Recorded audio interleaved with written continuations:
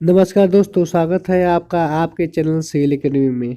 Friends, जैसे कि आपको पता है कि इस सेशन में हम विभिन्न पेपरों में आए हुए प्रीवियस ईयर को सॉल्व करते हैं। फ्रेंड्स, अगर आपको सेशन अच्छा लगे तो आप हमारे चैनल को सब्सक्राइब, लाइक एंड शेयर जरूर कर देंगे। चलिए फ्रेंड्स, अपना सेशन स्टार्ट करते हैं। क्वेश्चन नंबर फर्स्ट पूछ रहा है 1 बार hydrostatic force is equal to. 1 बार जो हाइड्रोस्टैटिक फोर्स होता है वो किसके इक्वल होता है? वो इक्वल होता है 10 kilo pascal. Option number A is correct answer. ठीक है, कहीं कहीं पे 1 बार हाइड्रोलिक फोर्स जो ऐसे भी लिखा रहता है वो किसके इक्वल होता है? वो होता है क्या? 10 की पावर 5 पास्कल। ये भी याद रखेंगे, 1 बार hydrostatic force. Option number A is correct answer. Next question में चलते हैं। पूछ रहा है आपसे कि वैक्यूम प्रेशर जो होता है मेरा वो क्या होता है, किसके इक्वल होता है? तो वैक्यूम प्रेशर बात करेगा तो ये मेरा हो गया क्या? ठीक, एब्सोल्यूट प्रेशर। ये एब्सोल्यूट प्रेशर, ये मेरा क्या हो गया? एटमॉस्फेयर। इसके ऊपर गेज, इसके नीचे नीचे मेरा वैक्यूम। ठीक है, तो पूछ रहा है वैक्यूम प्रेशर क्या है? तो गेज, अगर हम बात करें यहाँ पे एब्सोल्यूट प्रेशर की, तो एब्सोल्यूट प्रेशर क्या हो जाएगा? Gauge pressure plus atmospheric pressure. उसी क्या कर देंगे, जब ये हमको वैक्यूम निकालना है तो हम क्या करेंगे, जो मेरा डिफरेंट रहेगा किसका? एब्सोल्यूट प्रेशर का और एटमॉस्फेरिक प्रेशर का, वही मेरा क्या इसके इक्वल हो जाएगा? वैक्यूम प्रेशर के इक्वल हो जाएगा। तो ऑप्शन में देखते हैं यहाँ पे option number B, the different of atmospheric pressure and absolute pressure. Option number B is correct answer.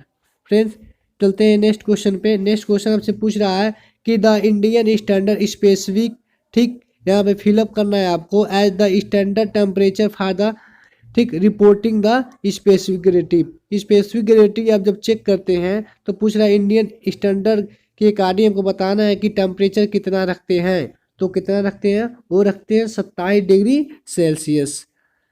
चलते हैं नेक्स्ट क्वेश्चन पे। नेक्स्ट क्वेश्चन आपसे पूछ रहा है कि ऑल इमेजिनरी फ्लूइड आर, जो मेरी इमेजिनरी फ्लूइड है वो क्या कहलाती है? वो क्या कहलाएगी?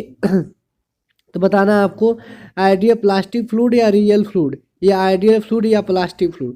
तो हमारी जितने भी इमेजिनरी फ्लूइड होते हैं, ठीक है, वो क्या कहलाएंगी? तो उससे हम कहेंगे जितने भी फ्लूइड है वो रियल फ्लूइड कहलाएंगे। ठीक है, नेक्स्ट क्वेश्चन पे चलते हैं। नेक्स्ट क्वेश्चन आपसे पूछ रहा है यहाँ पे कि the resultant force on a sluice gate F. Resultant force बताना है, ठीक है, एफ, वेयर F1 जो है मेरा pressure force of up stream side, और जो मेरा F2 है ये प्रेशर है down stream of sluice gate. तो यानी कि बात करें यहाँ पे, कोई एक मेरा क्या है? पाइप है। ठीक है, यहाँ पे एक स्लूस वाल्व लगा है। तो पूछ रहा है कि स्लूस वाल्व के जो अप स्ट्रीम है, यहाँ पे जो मेरा फोर्स लग रहा है वो P1 लग रहा है, और अब डाउन स्ट्रीम में जो जो प्रेशर लग रहा है वो P2 लग रहा है, सॉरी वही F2 लग रहा है। तो आपको बताना है रिजल्टेंट कितना होगा। रिजल्टेंट निकालने के लिए क्या हो जाएगा? दोनों दोनों प्रेशरों का डिफरेंट है तो रिजल्टेंट के बराबर होगा। ठीक है, अगर रिजल्टेंट की बात करेंगे, ठीक, तो रिजल्टेंट कितना हो जाएगा? यानी कि F1 माइनस F2, ये तो मेरा क्या कहलाएगा? रिजल्टेंट कहलाएगा। ठीक, तो option number B is correct answer. Next question में चलते हैं। नेक्स्ट क्वेश्चन आपसे पूछ रहा है एक curve with a flat portion represent a soil in which some intermediate size particle are missing, such a soil is known. कर वह सॉइल को हम क्या कहेंगे?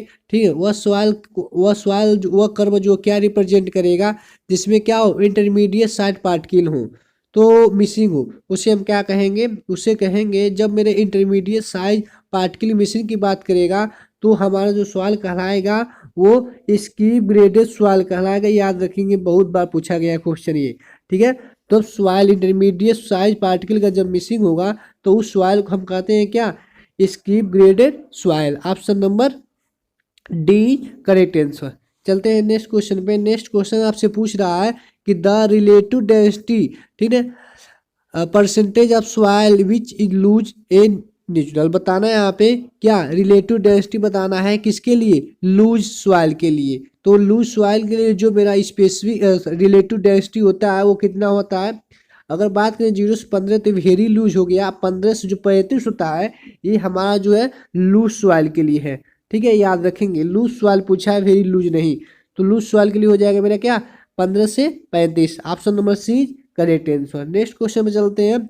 पूछ रहा है the clay whose sensitivity range from 8 से 16 has which kind of structure. कह रहा है अगर हमारी सेंसिटिविटी जो है 8 से 16 के बीच में है तो आपको बताना है यहाँ पे कौन सा यह सॉइल है।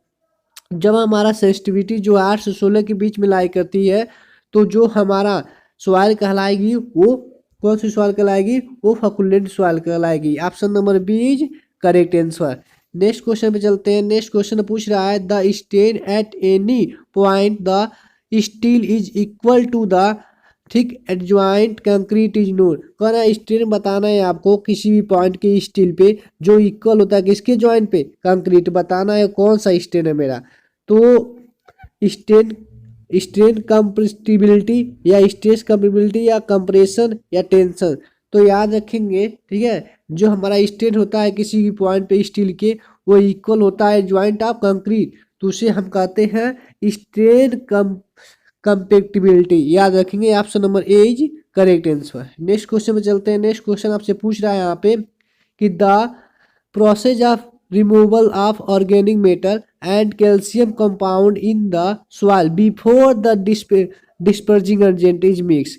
कह रहा है वो प्रोसेस का नाम बताइए जिससे हम क्या रिमूव करते हैं, ऑर्गेनिक मेटर कैल्शियम कंपाउंड को। ठीक है, बिफोर द डिस्पर्जिंग एजेंट, डिस्पर्जिंग एजेंट डालने से पहले।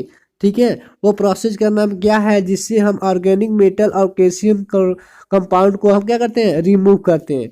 तो हमारा जो कहलाएगा वो प्री ट्रीटमेंट कहलाएगा। याद रखेंगे, या लिखा ना बिफोर डिस्पर्जिंग, डिस्पर्जिंग बिना कोई एजेंट डालने से पहले हम जो ऑर्गेनिक मेटल को दूर करते हैं उसे हम कहते हैं pre treatment. Option number C is correct answer. Next question चलते हैं। नेक्स्ट क्वेश्चन आपसे पूछ रहा है स्पेसिफिक ग्रेविटी ऑफ मरकरी। ठीक है, ये तो बहुत इजी क्वेश्चन हो गया फ्रेंड्स। इसका जो स्पेसिफिक ग्रेविटी जो मरकरी सॉरी मरकरी का होता है वो कितना होता है, 13.6। Option number C is correct answer.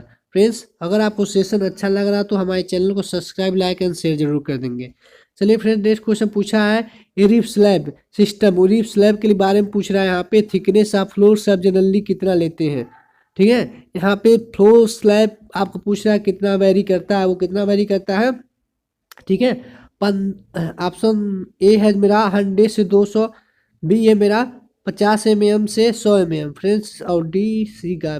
चलिए इसी में से कोई एक करेक्ट होगा। तो यहाँ पे जो मेरा करेक्ट आंसर होगा वो क्या होगा, 50 से 100 के बीच में लाई करता है। 50 mm से 100 mm के बीच में जो मेरा फ्लोर स्लैब लाई करता है, इसकी थिकनेस, वो भी रीफ स्लैब के लिए। याद रखेंगे, ये भी बहुत इंपॉर्टेंट क्वेश्चन है। नेक्स्ट क्वेश्चन पूछ रहा है आपसे कि व्हाट इज द डिफाइन, ठीक है, as the water content corresponding to the ठीक arbitrary limit between liquid and plastic stage. कह रहा वाटर कंटेंट जो मेरा है वो लिक्विड और प्लास्टिक स्टेज के बीच में लाई कर रहा है, तो उसे हम क्या कहेंगे। ठीक है, जब आप प्लास्टिक चार्ट बनाएंगे तो यहाँ पे मेरा हो गया क्या, ठीक है, ये हो गया मेरा क्या, श्रिंकेज लिमिट, प्लास्टिक लिमिट।